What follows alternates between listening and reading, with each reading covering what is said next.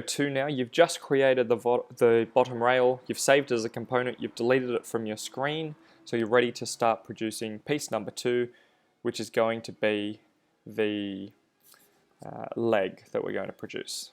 Okay? What I want you to do at this point is just make sure you've saved your document, so Command S if you haven't already done that to save your project.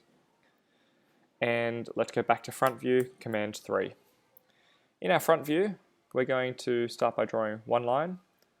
From this point across, we want that line to be 320 millimeters long according to our drawings.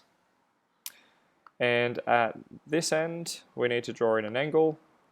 And it says on our drawings that we need this angle to be 105 degrees. We also want the same to happen at the other end. So again, click, draw an angle, this time 75 degrees internally. Now, you should know that on one side of this line, the angle is 75, on the other side is 105 degrees, because you add those two together, it makes 180 degrees, and as you know, 180 degrees is a straight line. So you'll see sometimes on the drawing it says 105 degrees, sometimes it says 75 degrees. That's just depending which side of the angled line it is being measured from. Okay? What you should be able to see is that these lines are running parallel to each other, and that's what's most important in this project.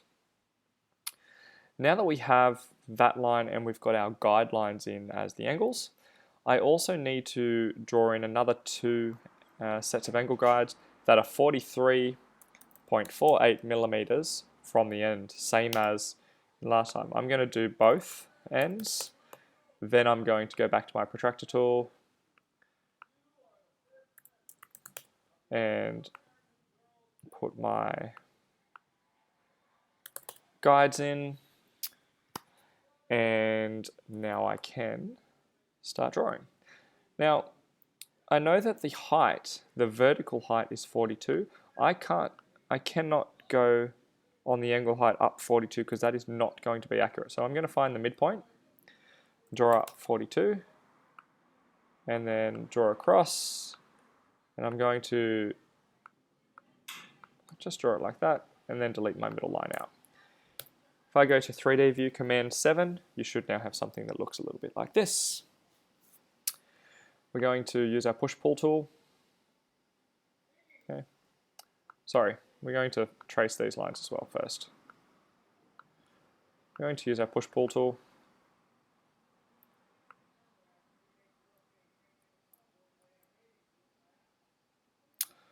So I'm going to Command Z there. This isn't working as I intended. So let me go back to this point here where I've deleted the middle line.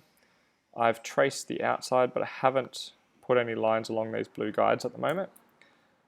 We're going to use a push-pull tool to draw my shape 42 deep, and I should have something now that looks like this. Okay. I am now going to trace these lines. If I did it in the wrong order, it was causing me a bit of an error. And I can push-pull these back 21 millimeters each. And that there is now the leg piece completed. All I need to do is to delete my angled guidelines, color it using the paint bucket tool, and lastly, save it as a component, and I'm going to call this component the leg. Create. I can now see that in my component window.